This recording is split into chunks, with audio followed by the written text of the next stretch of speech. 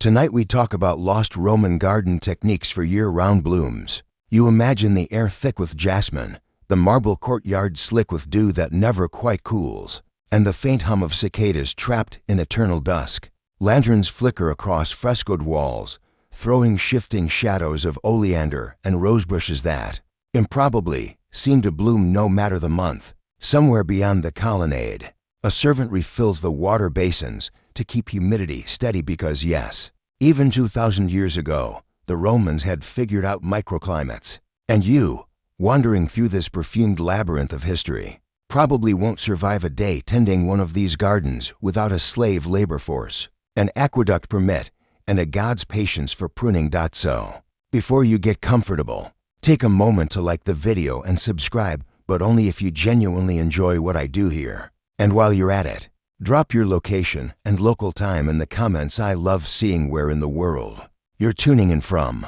Now, dim the lights, maybe turn on a fan for that soft background hum, and let's ease into tonight's journey together. You step into the domus of a wealthy patrician, perhaps the Villa of Livia, wife of Emperor Augustus, famed for its underground fresco garden that mimicked a perpetual spring. The painted walls bloom with poppies, violets, and myrtle untouched by time. But just outside, the real garden hums with life engineered to mirror the art. The Romans called these horti perpetui gardens of continuity. They were designed so that as one set of flowers wilted, another species was timed to open, keeping color uninterrupted throughout the year. The trick lay not only in clever timing, but also in social prestige. Romans believed eternal blooms symbolized divine favor and earthly reflection of the hortus conclusus, the enclosed garden of myth where beauty never faded. You notice the careful planning, roses layered beneath pergolas that shaded delicate violets, narcissus creeping along marble channels where water reflected the sky. Every placement mattered, every stem told a story. Historians still argue whether these gardens were more religious theater than horticultural mastery. Some say the year-round bloom was exaggerated, an illusion maintained by rotating potted plants from shaded courtyards to open sun. Others point to archaeological evidence, root beds arranged for heat retention, traces of mulch layers, and terracotta pots buried for insulation that suggest something far more deliberate. And yet, the sensory reality hits you. The scent of laurel, the taste of damp air heavy with pollen, the distant drip of water echoing against marble. The Romans weren't just growing plants, they were choreographing atmosphere. A fringe theory even claims certain villas employed what we'd now call night blooming schedules, using reflective pools and white blossoms like moonflowers and datura to create luminous nocturnal displays. Whether that's true or just a poet's embellishment, it's easy to imagine guests wandering sleepless through corridors of silver petals, lulled by fragrance and torchlight. Some gardens even mimic natural ecosystems, miniature meadows laid out with mathematical symmetry, ponds arranged by proportion rather than convenience. You'd find mint tucked beneath pomegranate trees, not for flavor, but for pest control. Rosemary near the door to ward off spirits and mosquitoes. Incidentally, Romans were early adopters of companion planting before the term even existed. And yet, amid all this control, there was philosophy. To cultivate what should die in winter was an act of defiance, a mortal attempt to cheat time itself. Every bloom in December whispered, "We have conquered the seasons." You can almost hear the host boasting at dinner, "Caesar may command legions, but I command roses in January." Somewhere in this garden, under vines dripping with late-blooming wisteria, a gardener kneels, pruning by lamplight. He hums to himself, unaware that his small acts of care will echo through millennia. You pause beside him, feeling the weight of centuries in the soil, the hum of invention beneath your feet. The night deepens, the air grows cooler, and as you move deeper into the maze of perfumed courtyards, you begin to wonder what hidden devices make this impossible garden thrive through frost and drought alike. You move farther into the villa, past marble columns slick with condensation, until you feel a strange, radiant warmth beneath your sandals. It's coming from below, an invisible breath rising through the flagstones. The Romans called it the hypocastum, a network of subterranean flues that once carried hot air beneath their bathhouses. But here, in the garden, the system has been repurposed to warm flower beds. you realize you're standing in one of the earliest known heated greenhouses on Earth. Imagine it, frost curling on the olive groves outside. While inside this walled paradise, roses unfold as if spring never left. The technique relied on flues connected to a furnace where slaves stoked fires day and night, channeling heat through hollow bricks and terracotta ducts. The surface above stayed just warm enough to trick delicate roots into believing. The seasons hadn't changed. In wealthier estates, entire galleries were covered in sheets of thin, translucent mica lapis speculars that caught the pale winter sun and trapped warmth like glass does today. You pause to touch one of those ancient windows, its edges still gleaming like a frozen tear. The Romans used mica panels in bathhouses and greenhouses alike because glass, though known, was costly and often too cloudy. Mica shimmered, bending light into soft halos. Inside these shimmering chambers, figs ripened in January, cucumbers grew for imperial banquets, and perfumed herbs survived the cold. Pliny the Elder even grumbled about it, calling the luxury a war against nature. You smirk because honestly, isn't that what all gardening is? Historians still argue whether these hot gardens were common or restricted to emperors and the obscenely rich. Excavations near Pompeii suggest some middle-class households had smaller fire beds, brick boxes filled with warm ash beneath terracotta planters. These improvised heaters kept basil and lilies alive through cold snaps. It's hard not to admire the ingenuity, though one fringe archaeobotanist once proposed that a few gardeners may have burned animal dung, mixed with saltpeter to produce a steadier, smokeless heat, a kind of accidental chemical innovation centuries before modern fertilizers. You crouch near a half-buried amphora that once held heated stones. Its rim glows faintly in torchlight, the clay etched with soot stains that have survived the ages. You imagine a gardener rising before dawn, shuffling through the cold, feeding embers into these subterranean veins while the household still slept. For him, the promise wasn't beauty, it was continuity. Roses in February meant status, patronage, survival. And then, as the night air presses closer, you catch a whiff of something floral, something impossible. A faint rose scent drifts past, though the bushes are still tight with buds. You trace it to a small, shuttered room where a vent breathes humid air. Inside, the walls are lined with mica panes, shimmering gold and silver in your lamplight. Clay pots rest in orderly ranks, each one cradling a rose bush just beginning to open. Someone has painted tiny numerals along the wall, dates, perhaps marking flowering cycles. One inscription reads Rosa Decembri, the December rose. The Romans even had a festival, Rosalias Ignorum, where soldiers decorated standards with fresh blooms, regardless of season. Now you see how that miracle was managed. The greenhouses of mica and fire turned nature into theater, each petal an act of defiance. You lean back against a marble bench still faintly warm from the ducts below. Somewhere, a rat scurries between the stones, nature always reclaiming what it can. The warmth hums through the soles of your feet, a soft pulse of ancient engineering. And in that moment, you realize the Romans didn't just preserve life through winter, they preserved illusion. They built systems to keep the mind convinced that time could pause, that summer might be eternal if one only fed the fires long enough. The torch sputters.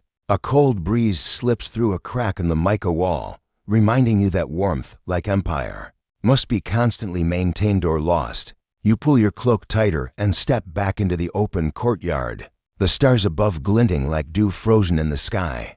The warmth fades as you drift toward the outer beds, where the earth smells faintly of salt, vinegar, and something disturbingly fishy. Roman gardening, you discover, was not for the squeamish. Beneath every delicate bloom lay a complex recipe of compost, ash, and fermented matter so pungent it could make a modern gardener faint. You kneel, brush your fingers over the soil, and feel its richness, dark, gritty, oddly sticky. As though it remembers the sea, the Romans treated soil like a living potion. Cato the Elder wrote about feeding the earth to feed the gods, and here you see what he meant. Crushed oyster shells added calcium, burned grapevine ash balanced acidity, leftover olive pulp kept moisture in, and the secret ingredient, rotting fish guts, soaked in amphorae until they frothed like overripe wine. You chuckle, some things never change. Today we call it organic fertilizer. They just called it Tuesday. you notice rows of amphorae half buried at the edge of the beds, their mouths sealed with wax. Inside, according to an inscription, lies liquamen hortensis, a cousin of garum, that infamous Roman fish sauce, but brewed for plants. When diluted with rainwater, it became liquid gold for roses and fruit trees. The mixture was rumored to wake dormant roots and coax buds to open early. One eccentric Roman poet even claimed his violets sang after a sprinkling of the brew, though it's more likely they just smelled like the docks for a week. Historians still argue whether such soil alchemy was pseudoscience or protochemistry. Archaeological tests on garden plots from Pompeii have shown unusually high traces of nitrogen and phosphates, consistent with this strange composting art. Whatever the truth, the results spoke for themselves: deep green leaves, thick petals, year-round harvests. And the fringe theories go even further. Some suggest that amphorae were arranged strategically underground to ferment, releasing gentle warmth and carbon dioxide, effectively turning the garden soil into a primitive greenhouse from below. It sounds absurd, but then again, so does heating roses with volcanic duck sand. Yet here we are. You can almost picture the gardeners at work. One grinds oyster shells with a mallet, another hauls fish remains from the kitchen, a third stirs a vat of olive mash until it bubbles. The smell must have been appalling, but the philosophy was sound: waste nothing. Everything that died became food for something new. There's a certain poetry in that ancient recycling with divine flair. Even slaves tending these gardens understood ratios like modern chemists. Too much salt from the fish sauce would burn the soil. Too little, and the flowers would sulk. They mixed, tested, adjusted, learning by scent, texture, and intuition. No measuring cups, just memory. You drag your fingers through the earth again, and imagine the calluses of those forgotten hands. The Romans also believed in plant tonics. Some gardeners steeped herbs like rue and wormwood to make repellents, while others mixed crushed marble dust to toughen stems. A surviving tablet describes watering mint with diluted wine to enhance aroma, technique some chefs still swear by today. You half wonder if any of these gardeners ever sipped their concoctions out of curiosity, just to see if they'd bloom too. But not all Roman soil work was grounded in reason. One fringe text from a rural cult near Etruria claimed that mixing human ashes into the beds would make flowers eternal. There's no proof it worked, but a few tomb gardens have shown traces of cremated remains worked into the soil, suggesting the practice wasn't entirely myth. You glance uneasily at the amphora beside you and decide not to ask what's in this one. A gust of night wind carries the scent of rosemary and something metallic, like old coins and seawater. You think about how each handful of this soil holds echoes of empire trade routes, conquests, kitchen scraps, and sacrifices all merged into fertile darkness. As you stand, your sandals sink slightly into the damp earth. Somewhere deep below, the buried amphorae hiss faintly as gases escape, ancient breath feeding the living garden. You step back, marveling at the idea that even decay, when tended properly, can bloom into immortality. You follow a narrow path paved with uneven stones, where carved sundials and worn marble plaques peek out from ivy. Each bears strange marks, zodiac signs, planetary symbols, fragments of verse. At first, you assume they're decorative. Then you notice that every bed of flowers aligns with one: roses under Venus, laurel under Apollo, and cold blooming crocus beneath Saturn's stern gaze. You've stepped into a living calendar, where Roman gardeners sowed not only by the moon, but by the whims of the gods. This wasn't mere superstition, it was scheduling.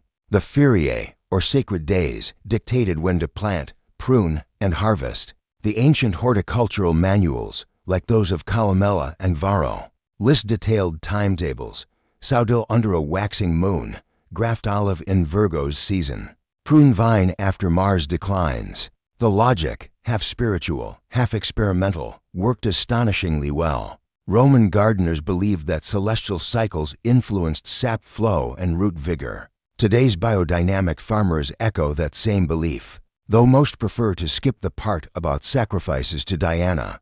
You crouch beside a slab etched with constellations. Beneath it lies a small brass bowl, an ancient water clock once used to measure hours. By dripping rhythm, a gardener would consult it at dawn, whispering invocations as he watered the lilies, aligning his gestures to the steady fall of drops. To him, each moment in the garden was stitched to the heavens above. It's oddly comforting to imagine time passing that slowly, no notifications. Just the quiet patience of a planet orbiting. Historians still argue whether these planting calendars were more ritual or science. Skeptics call them poetic coincidence. Yet carbon analysis of seeds from Roman storage jars reveals that certain crops, planted in specific lunar phases, indeed germinated better. Coincidence? Or cosmic gardening avant la lettre? In the corner of the courtyard stands a tall obelisk once used as a sundial gnomon. Its shadow stretches across marked tiles, each tile bearing the name of a festival floralia. Vinalia, Saturnalia.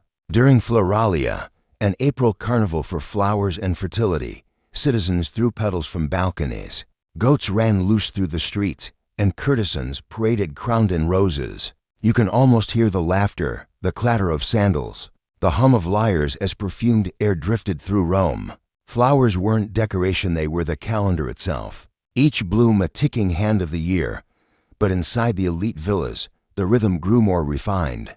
Aristocrats like Livia and Lucullus kept private bloom ledgers, recording which species opened first each month. One wax tablet found in Herculaneum lists over 40 varieties arranged to ensure color continuity. From January to December, the gardener's job wasn't just to nurture, it was to choreograph time. You run your hand across one of those ledgers, imagining the stress of perfection. A missed bloom wasn't merely botanical failure, it was a social embarrassment. If your winter violets drooped before a banquet, it hinted that your household had lost divine favor. No pressure, right? Some fringe historians even propose that certain Roman astrologers doubled as landscape consultants, advising clients on when to fertilize or irrigate according to planetary conjunctions. The more auspicious the timing, the more your garden was said to hear the cosmos.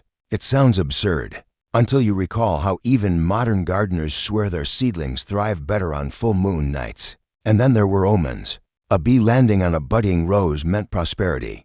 A worm on a laurel leaf foretold political downfall. Superstition thrived among the soil and petals. You picture a senator nervously watching his fig trees, praying they fruit before the next election. Nature as polling data, how very Roman. As twilight thickens, the sundial's shadow dissolves, leaving only firelight glinting on dew. You glance upward, Venus shines low, soft and steady. Somewhere, a gardener 2,000 years ago probably smiled at the same star, convinced she'd bless his next crop of irises. The night hums gently. The flowers rustle in the breeze. Their order precise, yet organic, a calendar of color whispering through centuries, that even the sky can be coaxed to bloom on command. You drift toward the far end of the villa, where the murmuring grows soft, rhythmic, like a whispering voice beneath the earth. At first, you think it's the wind through cypress leaves, but when you kneel, the sound deepens. Water, the Romans called it the lifeblood of paradise, and no garden survived without it. Beneath your hands, a network of buried clay pipes channels the flow with eerie precision. You realize you're standing above a hidden irrigation system, so advanced it could mimic natural rainfall centuries before sprinklers existed. These were the aqueductilia, miniature cousins of Rome's great aqueducts. They carried water from rooftop cisterns, baths, and fountains through a labyrinth of terracotta conduits that threaded beneath the garden beds. Each outlet was positioned at a slight angle, allowing just enough seepage to keep the soil moist without drowning roots. It's engineering disguised as poetry. You listen closely, there's a pulse, a sigh, as if the garden breathes through these arteries. You follow the sound to a low marble basin, a nymphaeum, dedicated to the spirits of springs. The water ripples under lamplight, shimmering over mosaic tiles of fish and lilies. Tiny vents in the rim release a fine mist, cooling the air around nearby ferns. You lean closer, and the droplets kiss your face like rain. It's hypnotic. Romans believed moving water purified the soul, and you can see why. The design wasn't just functional, it was psychological. Gardens didn't just bloom, they whispered serenity into the senses. Historians still argue whether these subterranean channels were purely practical or part of a spiritual system that symbolized the flow of life between worlds. Some point to inscriptions near similar fountains invoking nymphs, and household gods to guard the veins of the garden. Others think it was a matter of control engineers showing that even chaos, like water, could be disciplined into beauty. And then there's the fringe theory one that always gets a raised eyebrow at conferences. It suggests Roman gardeners used sound as a form of irrigation management. The pitch of water flow, they claimed, revealed pressure changes in buried pipes. In other words, they listened for leaks, tuning the system like a lyre. It sounds eccentric, but fragments of acoustic amphory have been found embedded near fountains, their hollow bellies resonating like tuning forks when water passed. You can't help but grin. Ancient plumbers who worked by melody. You trail your hand along the marble edge and feel how cold it stays even in the humid night. That was intentional too.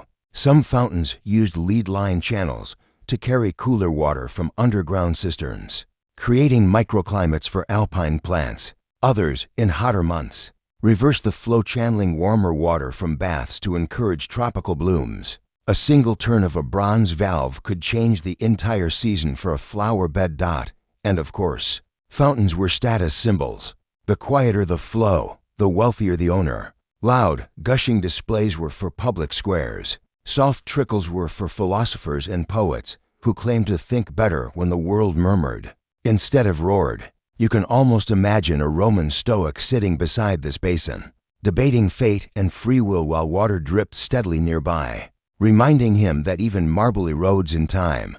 You peer into the reflection. The stars tremble on the surface, each distorted by ripples from hidden jets. It's like looking into time itself, fluid, luminous, and always slipping away. A frog croaks somewhere, nature's own percussionist joining the engineered symphony. The air grows thicker with scent, lavender, myrtle, and something citrusy, perhaps the ancient citron trees the Romans prized for perfume. Every droplet from those whispering fountains carries their aroma through the air. You inhale deeply, realizing this wasn't mere decoration, it was environmental design. Centuries before that term existed, the Romans built gardens that spoke to the senses like music, warmth, moisture, sound, fragrance, and light, all orchestrated toward the illusion of eternal bloom.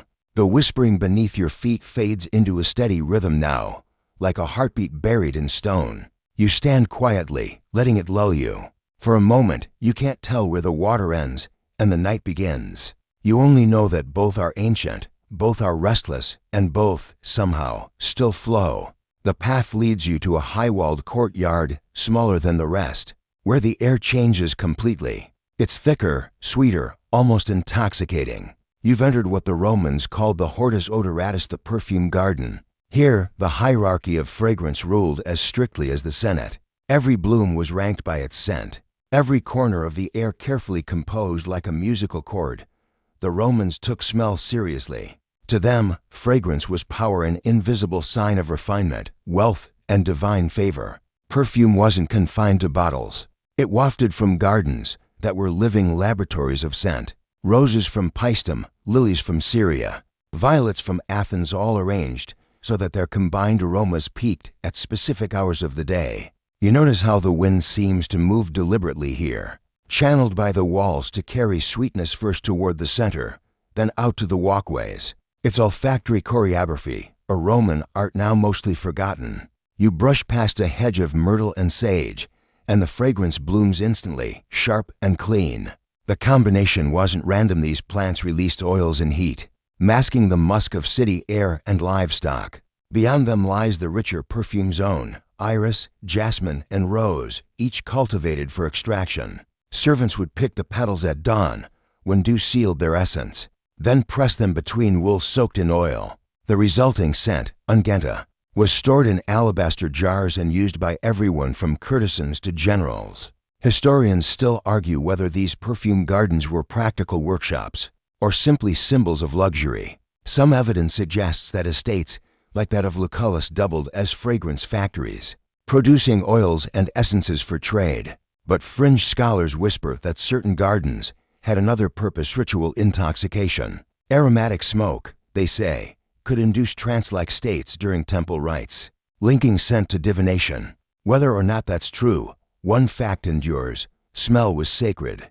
You pause beside a pedestal supporting a small bronze incense burner. Its surface is etched with scenes of nymphs, Plucking flowers from waves, a visual pun on the origin of scent, half sea, half divine. Inside the brazier, a mixture of resin, crushed rose petals, and myrrh still lingers faintly after 2 millennia. You imagine the aroma once filling this courtyard, mingling with human breath, silk, and laughter. The Romans believed certain perfumes aligned the soul with cosmic harmony. Others, like cinnamon and saffron, were sensual provocations meant to soften the spirit. Subtlety wasn't their strong suit, and yet, beneath the extravagance, there was science. Pliny the Elder catalogued how specific herbs altered mood: lavender to calm, mint to sharpen, hyacinth to soothe grief. A Roman hostess could literally send her guests into good behavior. You imagine entering a dinner party where even the cushions were perfumed, and realize that modern aromatherapy is just the empire's most polite afterglow. The social codes of smell went deep. Roses were aristocratic, violets more democratic. Strong musk was masculine. Honeyed resins belonged to the divine. A senator might choose to stroll through laurel and bay to emphasize virtue, while a poet would linger near Narcissus to cultivate melancholy. You can almost picture them competing for who smelled the most enlightened. But in this particular garden, the air feels almost too perfect. You close your eyes and try to identify the layers: bitter orange, spikenard, crushed thyme. The scent moves like a living thing, shifting with each breeze. You wonder how long it would take to design such harmony: months, years, maybe lifetimes. Then you notice something small, a cluster of clay pipes near the wall, leading toward the rose beds. They're perfumed irrigation channels, designed to carry scented water from the fountains you saw earlier. As the moisture evaporated, it left a trace of aroma in the air. The Romans weren't satisfied with flowers smelling sweet, they engineered the atmosphere itself. You take a deep breath. The scent is dizzying, rich as wine, and just as dangerous. Somewhere beyond the hedges, you hear faint laughter, perhaps echoes of long-vanished dinner guests drifting through the air, like perfume that refuses to fade. The night feels thick with invisible history, and for a fleeting second, you almost believe you could breathe it in and become part of it. You leave the perfume garden through an archway draped in vines, the air cooling as you step into the open terraces beyond. The scent thins, replaced by something earthier, foreign, even exotic. Ahead of you stretches a patchwork of strange plants, some with silver leaves, others bearing waxy blossoms in colors unfamiliar to Italy. This is no ordinary Roman garden. This is where the empire's borders blur into botany, a living map of conquest. Rome was obsessed with importing beauty. Every new province brought back not just gold or slaves, but seeds. Ships unloaded amphorae filled with rare bulbs and cuttings from across the known world. From Persia came tulips and lilies. From Egypt, the lotus and papyrus. From Syria, sweet marjoram and jasmine. From North Africa, vivid geraniums and palms. You tread carefully among them, recognizing echoes of continents mingled into one horticultural empire. Historians still argue whether these foreign flowers thrived naturally or were constantly replaced by imported stock. Some claim they were symbols of dominion, proof that Rome could make even alien soil obey. Others point to surviving pollen samples, suggesting many adapted surprisingly well, hybridizing with native species. The result: a floral identity as mixed as the Roman people themselves. A marble sign catches your eye: Flora Orientalis, the Eastern Garden. Here, Persian irises grow alongside Roman violets, their roots woven together like cultures in a mosaic. You kneel beside a blossomets, blue so deep it seems lit from within, and wonder how many hands carried its ancestors across deserts and seas. These gardens weren't just decorations. They were trophies of exploration. Every petal was a souvenir of victory. And yet, there's tenderness in this conquest. Roman gardeners didn't merely transplant, they experimented. They observed which foreign plants needed shade, which craved moisture, which sulked in unfamiliar soil. They built shelters, rotated pots, even used reflective bronze mirrors to intensify sunlight for tropical specimens. A few centuries later, medieval monks would rediscover these methods and call them miracles. You smile at the thought. Romans would have just called it Tuesday. 1. Fringe theory from a modern botanist suggests that the spread of Roman roads inadvertently helped cross-pollinate plants across Europe, Bees traveling in merchants' wagons carried pollen from exotic flowers hundreds of miles away, mingling genetics in ways no human could plan. It's poetic, an empire bound not just by stone and law, but by invisible threads of nectar. You pause beneath a young palm, its fronds clattering softly in the wind.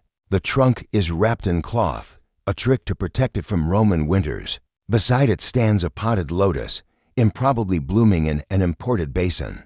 The contrast is startling, Egypt and Italy meeting in one breath. Somewhere nearby, water laps gently against a small ornamental pool shaped like the Nile Delta. You realize this is more than gardening, it's cultural storytelling through flora. And it wasn't without politics. Certain plants became status symbols precisely because they were hard to keep alive. Owning a thriving Syrian jasmine in the heart of Rome said more about your influence than your villa's marble ever could. The elite traded seeds like currency, boasting of blooms from provinces others had only conquered on maps. To control exotic growth was to display mastery over the natural land by extension. The imperial world. But even then, nature had her rebellions. Pliny grumbled about invasive eastern species choking native herbs, calling them floral barbarians. Some Roman farmers cursed imported grasses for spreading too fast. It's oddly comforting to know the ancient world also argued about weeds. You strolled deeper among these transplanted wonders, feeling both awe and melancholy. So many of these species would vanish after Rome's fall, their cultivation lost until Renaissance scholars stumbled upon old villa manuscripts. Yet, here in your imagination, they're alive again, blooming under torchlight. Rustling against the Mediterranean breeze, a night moth flutters past, drawn to the same foreign nectar that once enchanted emperors. You watch it disappear into darkness and think, maybe Rome's greatest empire wasn't marble or military might, it was pollen, carried quietly on the wind, surviving long after the rest turned to dust. The path narrows again, lined with small stone tables, bronze shears, and pots of wax. You can smell the faint sweetness of beeswax and resin, the unmistakable scent of grafting season. This is where the Romans practiced one of their strangest and most delicate arts, the making of eternal cuttings. To the untrained eye, it looks like simple gardening, but to Roman horticulturists, this was closer to resurrection. You stop before a row of potted shrubs, their stems bound with strips of linen. Tiny wax seals glisten at the joins where branches from different plants have been fused. Some are rough attempt scars where union failed. Others look perfect, seamless, as though nature herself had agreed to the partnership. The Romans called this marriage of trees, and they took it very seriously. To them, grafting wasn't just a trick to multiply fruit or flowers, it was a philosophical act, proof that life could be persuaded to defy its own limits. Pliny the Elder describes entire orchards where pear trees bore apples, or figs grew from pomegranate trunks. Most likely exaggerations, but not entirely impossible.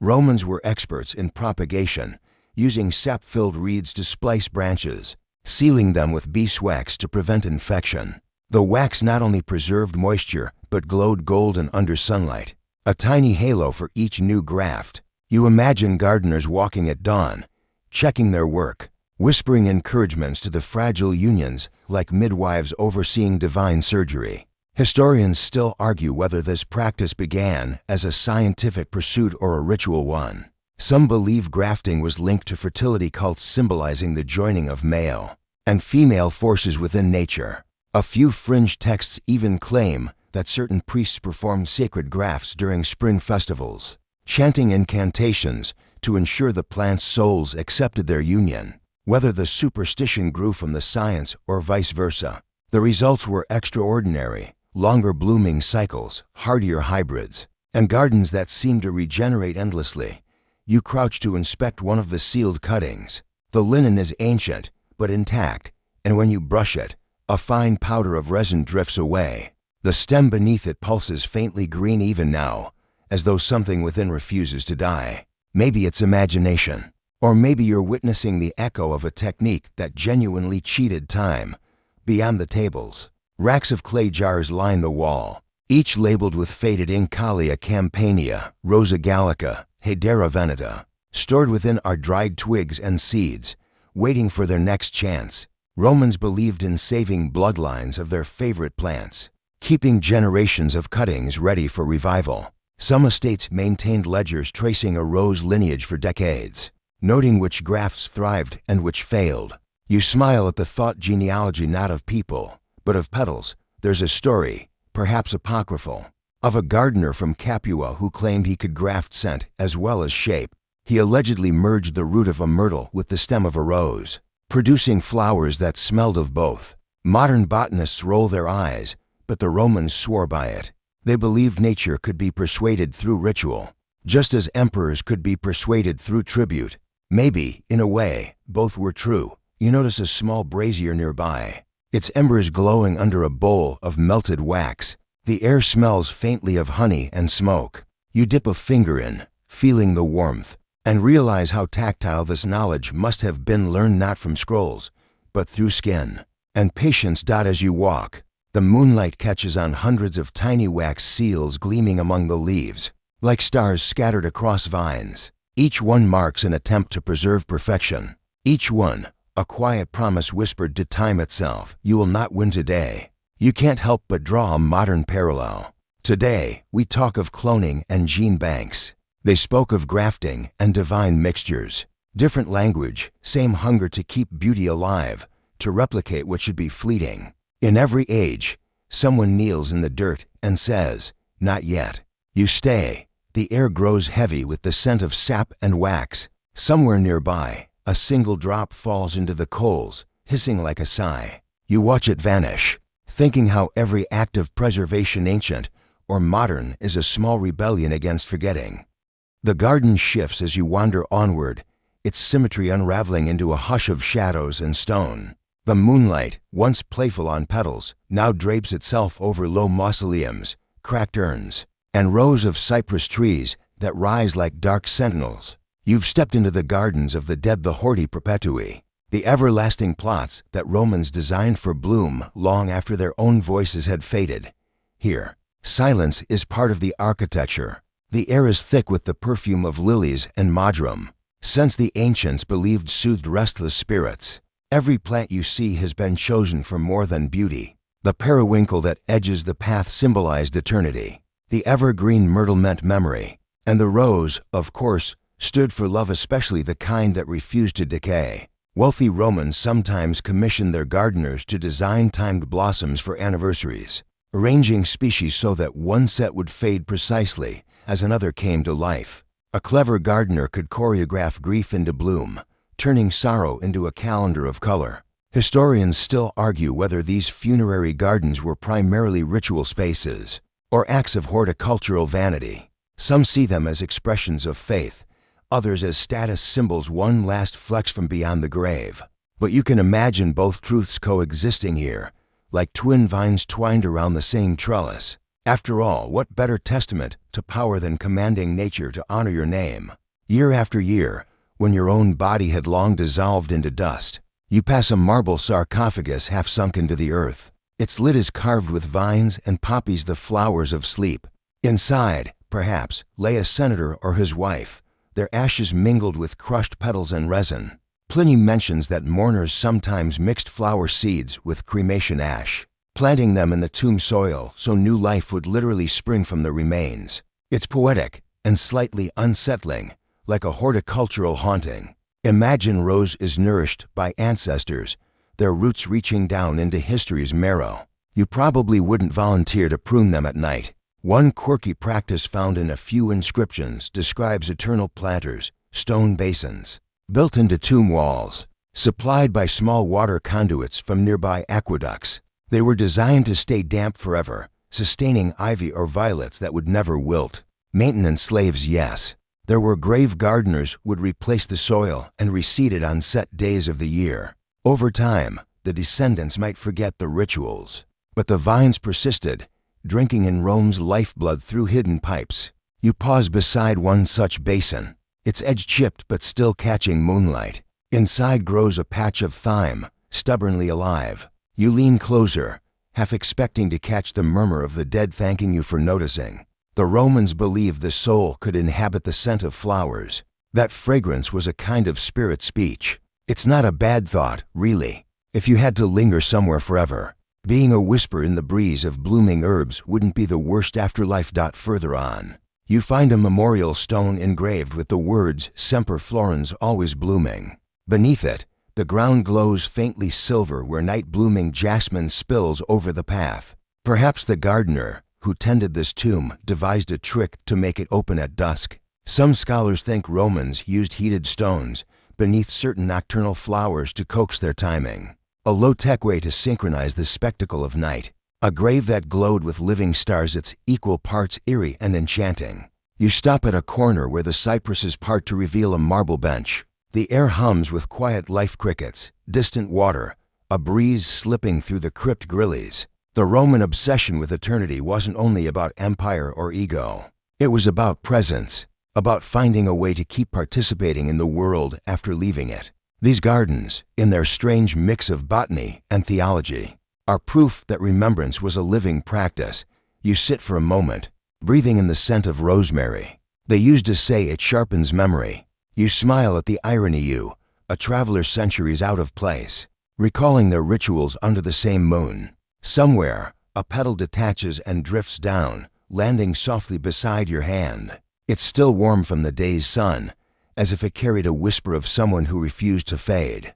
You rise, brushing the dust from your knees. Behind you, the tombs seem to lean in, listening. Ahead, the path glimmers faintly, leading back toward the living part of the estate. But before you go, you glance back once more at the glowing jasmine, thinking how even death, in Rome, was expected to flower on schedule. You return toward the living gardens. Though living feels too small a word for what the Romans built, the air shifts again from the hush of cypress and graves to the softer rustle of laurel and myrtle. The scent of soil warmed by lamps. Somewhere beyond the hedges, you can still hear the trickle of water and the faint clink of pottery being set down. The last chapter of this journey unfolds not in brilliance, but in fading light, the slow collapse of Rome's botanical genius. You find yourself in what was once a teaching garden, a place where young apprentices learned to graft, irrigate, and coax impossible flowers from indifferent soil. The beds are overgrown now, but the structure remains, the channels, the walls, the symmetry. It's haunting, like walking through the blueprint of forgotten intelligence. When the empire began to unravel, so did its gardens. Wealth drained away, estates were abandoned, and the intricate networks that fed year-round blooms simply fell silent. Historians still argue whether climate shifts, invasions, or neglect dealt the fatal blow. Probably all three. Without Rome's infrastructure, its aqueducts, glass workshops, and trade routes, the knowledge couldn't survive intact. Even Pliny's words, carefully copied through monasteries, became riddled with gaps. One missing line about soil mixtures here, another about temperature control there, and centuries later, medieval gardeners would try to imitate Roman gardens, without realizing they were missing crucial ingredients. Yet the story doesn't end in ruin. Nature has a stubborn way of storing memory. When archaeologists began excavating Pompeii and Herculaneum, they found carbonized seeds buried in ash, tiny relics of Roman horticulture. Some were still viable. Imagine that, 2,000 years asleep in volcanic tombs, then waking again beneath modern sunlight. Those resurrected blooms became living bridges across millennia, silent testaments that Roman gardens never truly died. They just paused. You kneel beside one of the old terraces, running your fingers through the dust. Something glints, a fragment of glass, maybe from a window pane of a long-lost greenhouse. It's faintly curved, still translucent enough to catch the glow of your lamp. You can almost picture how it once magnified the sun, warming a fig tree through winter. The Romans didn't have our plastic domes or thermostats, yet they achieved miracles with what they had: mica sheets, polished horn, oil lamps, and sheer persistence. A quirky modern legend claims that when Renaissance scholars rediscovered some of Pliny's writings, a Florentine monk attempted to recreate one of these eternal gardens. He failed spectacularly, flooding half the monastery courtyard, but he succeeded in something else, reawakening curiosity. Within a century, the idea of greenhouses reemerged across Europe. In a way, every modern conservatory owes a quiet debt to Roman experimentation. To those sleepless gardeners who refused to accept that flowers had seasons, you wander through the remnants until the night cools. thinking about how civilizations crumble but habits persist. The Romans built aqueducts, we build irrigation systems. They grafted vines by hand, we clone by DNA. Different tools, same desire to coax more life from the ordinary. It's comforting, in a strange way, to realize that even their ruins still whisper instructions to us. At the far end of the terrace stands a stone bench overlooking the valley. You sit, exhaling, letting your eyes adjust to the sky now bright with stars. The scent of night-blooming flowers drifts faintly through the air, mock orange, maybe, or the ghost of something older. You think of those wax-sealed grafts, the underground flues, the tomb gardens still in bloom, somewhere under layers of dust. Rome may have fallen, but its gardeners were right about one thing: beauty is persistent. It doesn't need an empire, just a little warmth, a little water, and someone willing to remember how it was done.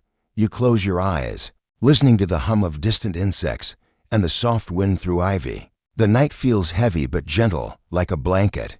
The story could end here, but it doesn't, because somewhere in a forgotten courtyard or beneath a collapsed villa, seeds still lie waiting, patient as memory. And now, as the sound of Roman fountains fades, let everything slow down. The marble paths soften in your mind. The scent of jasmine drifts farther away. You can almost feel the air cool as the lamps go out one by one. What's left is the faint heartbeat of the earth, the same rhythm that those gardeners once trusted. When they pressed a seed into soil. It's strange, isn't it, how all that labor, the grafts, the heated walls, the intricate rituals, was meant to cheat time. And yet, in the end, time has been kind to them. Their flowers have become stories, their soil a memory, their techniques reborn each time someone like you listens and wonders. The Romans wanted year-round bloom, but what they really created was continuity, the quiet persistence of beauty, moving from century to century like a vine finding sunlight through ruin. So, for tonight, you don't need to tend anything. You don't need wax or water or perfect soil. Just breathe slowly. Imagine one petal unfurling in darkness, warmed by ancient fire, carried forward by everyone who ever refused to let the world go gray. The wind slides softly across the marble now,